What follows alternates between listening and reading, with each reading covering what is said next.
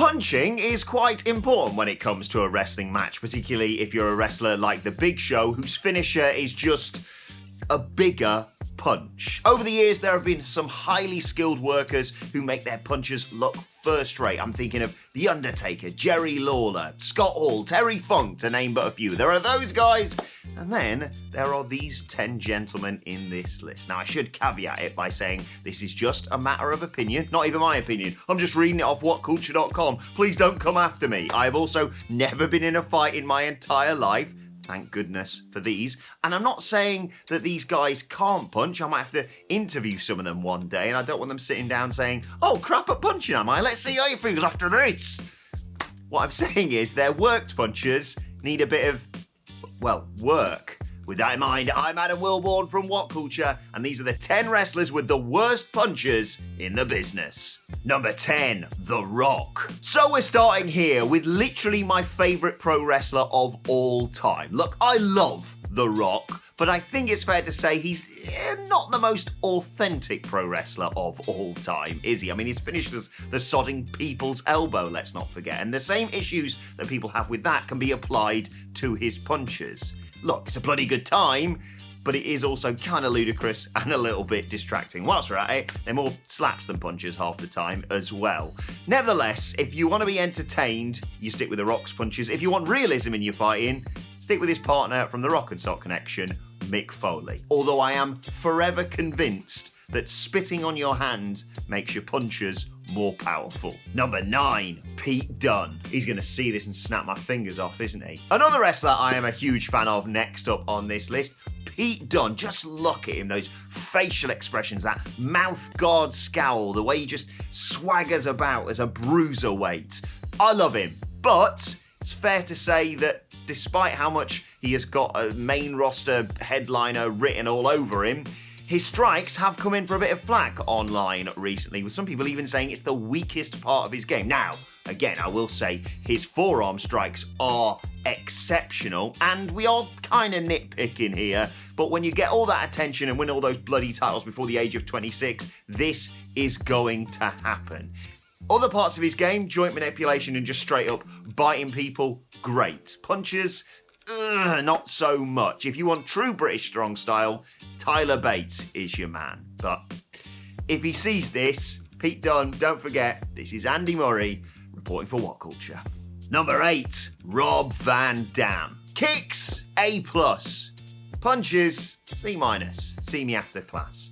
RVD's strong suit is, of course, his legs, with his spinning heel kick, diving thrust kick, and let's not forget when he gets a chair involved for the Van Daminator or Van Terminator. So it would make sense that he does the majority of his damage with his feet. The problem with that is that in comparison, his punches do kind of look like tepid taps to the head. Although I am not saying he can't stick one on someone. Just ask Taz what happened when they had some heat backstage, and the whole effing show just asked him to pick a hand. Number 7, that AEW Dark Order creeper. Normally, when a wrestler's spot goes viral on the internet, that is a good thing.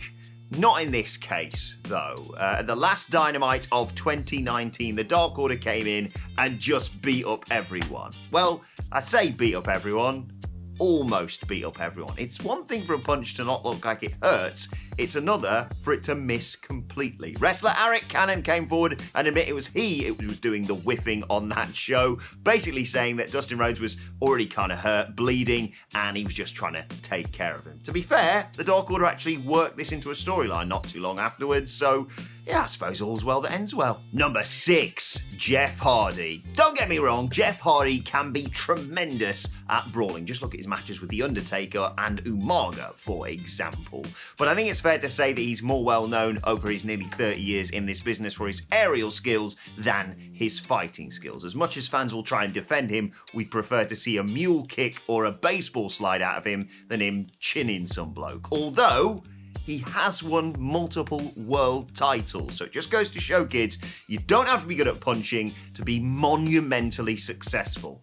You just might have to jump off some stuff to make up for it. Number 5. Sid Vicious. I was absolutely terrified of Sid Vicious growing up. He looked like an uncaged animal in the squared circle against the likes of The Undertaker and Shawn Michaels. His punches, though, yeah, they were atrocious, weren't they? Don't get me wrong, he could deliver a vicious-looking powerbomb or chokeslam, but he just couldn't convince you that he could take your head off with a fist.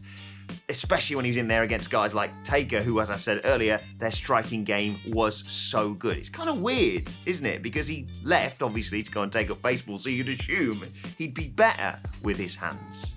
Regardless, I'm still terrified of him to this day. No one tell him I said this about him. Number 4, the Great KHALI. I reckon the Great KHALI had less than 10 moves in total, and they were all as simple as can be. Big boot, clothesline, chest slap, headbutt, squeeze your head a bit, and then there were his strikes, which were appallingly bad. Granted, next to Giant Gonzalez, he looks like Bret Sodding Hart, but they were tough to watch. Thankfully, for the most part, he opted to use chops instead of punches. Although maybe not thankfully for those he was facing. Number 3, Dean Ambrose. Now, before you go all caps blazing into the comment section, notice that it's Dean Ambrose here, not Jon Moxley, because his striking has vastly improved since his moves to New Japan and All Elite Wrestling, although Dean Ambrose leading WWE is at work, so you know what, it doesn't matter. When we talk about Dean Ambrose in WWE and The Shield, there is an argument to be made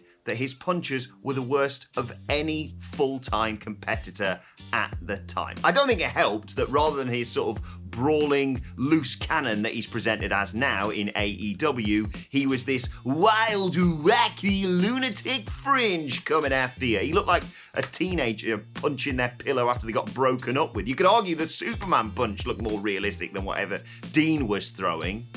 And don't even get me started on the wacky line. Number 2. John Cena. The torrent of critical abuse online John Cena has received for the past 2 decades because of his striking is staggering. Fans do not like it when he swings for the fences against your favourite wrestler. He looks like he's windmilling without a care in the world with those 20-inch pythons. I can't decide what's worse. John Cena throwing punches on the attack, or when he applies the STF with little to no pressure. You know what, there's not time to talk about it now. All we will say is that it looks like when he punches someone, you're playing with him on 2K and the game's glitched mid-punch. Then in 2018, he brought in the lightning fist to his arsenal and all was forgiven. Number 1, Shane McMahon. The undisputed winner of the worst punches in pro wrestling. The man behind Raw Underground for a bit, Shane McMahon. There are levels to this game, and Shane O'Mac's punches are next level atrocious. It looks like he's watched all the Rocky films before he comes out for a fight. He either misses his opponents by a bloody mile or potatoes them over and over and over again. Remember Chris Jericho having to tell him to sodding calm down at Survivor Series because he was unintentionally beating him up? It's weird because he's such a huge MMA fan. I believe he even hired one of John Jones's trainers in the build to that match with The Undertaker. And yeah, whilst he can fall off stuff and get thrown through glass and what have you, he cannot throw a punch to save his life. It is a damning indictment that even now, his dad is better at punching than he is. And that's our list. Did we miss any out? Let us know in the comment section below, and don't forget to like, share, and subscribe. And subscribe to What Culture Wrestling on either iTunes, Spotify, or wherever you get your podcasts from for daily wrestling podcasts. Plus, you can let us know your thoughts on Twitter at WhatCultureWWE. Watch there, follow me at Adam Wilborn. Thanks for watching. Please, anyone who's involved in this list, do not hurt me, and we will see you soon.